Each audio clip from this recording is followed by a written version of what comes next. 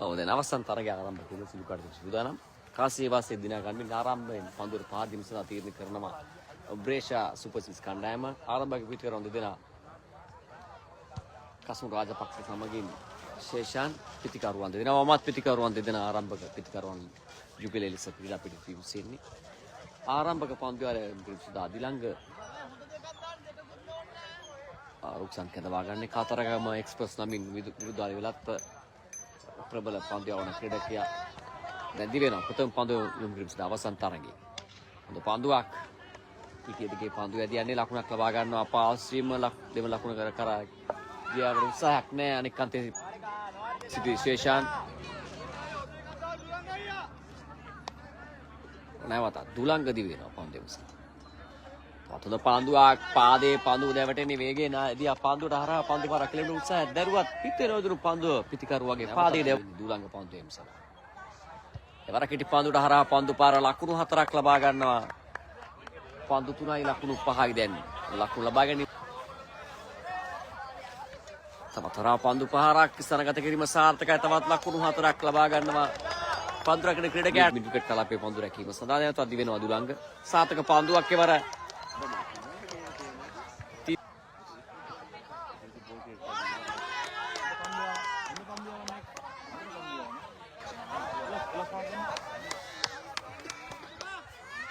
සිවංක කැඳවගා දුර්වල පන්දුවක් වයිට් පන්දුවක් වේ යුතුයි නියත වශයෙන්ම.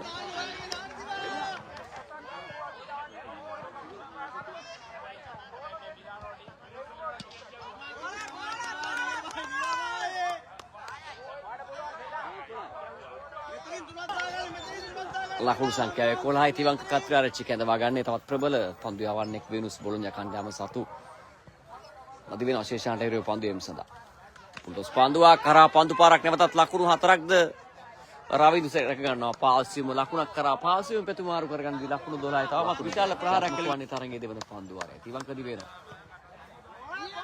තවත් සාර්ථක පන්දුවක් විශාල ප්‍රහාරයක් කෙල්ල කරත්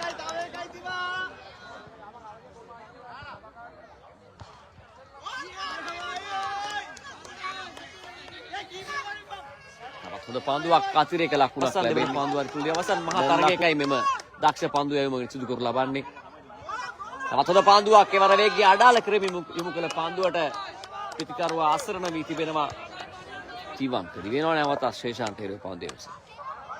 සාර්ථක පන්දුවක් බ්ලොක් හෝල්ඩේ පන්දුව පතිත වන්නේ ලකුණක් ලබන්න උත්සාහයක් නැහැ. ලකුණක් ලබන්නට අවස්ථාව තිබුණත් ප්‍රතික්ෂේප කරනවා. අනිත් අන්තේ අදි වෙනවා. තිලන සමර්ථුක කැඳවා ගන්න අවසන් මහා තරගයේ අවසන් පන්දු වාරය යොමු කිරීම සඳහා නැවත දිවෙන පන්දු යොමු සඳහා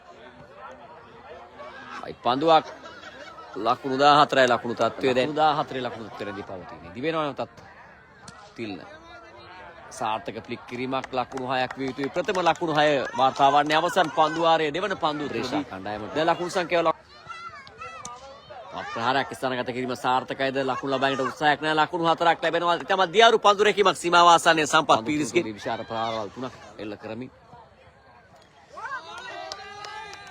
එවර සාර්ථක පන්දුවක් පන්නා දැමු පන්දුවක් ප්‍රථම ඉනිමේ ප්‍රහාරයක් කෙලවනවා. ලකුණු 6ක් විය යුතුයි. දැන් ලකුණු 30 දක්වා ඉහළ නැංවෙන්නේ අවසන් මහත් තරගයේ ප්‍රථම අර්ධයේ අවසන් පන්දුව. උඩ පන්දුවක් රැකීමට හැකියාවක් ලැබෙයිද? පන්දු රැකෙන ක්‍රීඩකයා අදි වෙනවා. කළු රැකීම ක්‍රීඩකයා තිවංක ලකුණක් ලබා ගන්න ලකුණු 2යි. තුන්වන ලකුණු ලබා ගැනීමට හැකියාවක් නැහැ. ලකුණු 32ක් පමණ ලබා ගන්නේ පන්දු 18ක් තුලදී. ලකුණු 33 ඉලක්කයක් හඹා යා යුතුයි පන්දු 18ක් තුල ජයග්‍රහයි වීම සඳහා දිනස් පොරොන්ජා කණ්ඩායම. කසුන් රාජපක්ෂ දැන් සූදානම් සිටින පන්දු යම සඳහා තිවංකට එරෙහිව පුල්ටොස් පන්දුවක් දුර්වල පන්දුවක් යොමු වන්නේ ආඩු ලකුණු සංඛ්‍යාවක් රැගෙන තිබියදී ප්‍රථම පන්දු තිබීම ලකුණු 6ක් ලබා ගැනීම. තවත් ලකුණු 27ක් පිටුපසින් පන්දු 11ක් තුල නැවත දිවෙන පන්දු සඳහා කසු. එවර සාර්ථක පන්දුවක්. පිටිය දිගේ පන්දු ඇදෙන්නේ පන්දු රැක ක්‍රීඩකයාම පන්දු රැක ගත්තත් ලකුණු ලබා ගැනීම ලබා ගන්නවා පන්දුර පහදු ක්‍රීඩකයා. ලකුණු 7යි තවත් ලකුණු 26ක් කසු. නැවත දිවෙන පන්දු සඳහා උඩ පන්දුවක්ද රැකීමට හැකියාව ලැබෙන ශේෂාන් සිටිනවා. පන්දුවට උත්සාහයක් දැරුවත් හැකියාවක් නැහැ. උඩ පන්දු වල සර ගැනීමට දැන් ලකුණු 6ක් ලබා ගන්නවා. දැන් ලකුණු සංඛ්‍යාව ලකුණු 10. ප්‍රහාරයක් ලකුණු 6යි. දැන් ලකුණු සංඛ්‍යාව ලකුණු 19 දක්වා ගිහින් ළඟ වෙන තවත් ලකුණු 14ක් පමණ ලබා ගත යුත්තේ ජයග්‍රාහී ඉඩක්.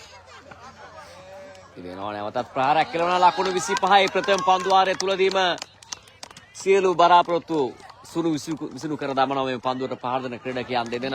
ලකුණු 25 දක් දිවෙනවනේ තත් කසුන් වයි පන්දුවක් ලකුණු 26 දක්වා ගිහින් ළඟ වෙන්නේ. ලකුණු සංඛ්‍යාව එවර සාර්ථක පන්දුවක් ප්‍රථම පන්දුවේ අවසන් දෙක පටන් ගන්න. 26 මටම තව හතක් ගන්න.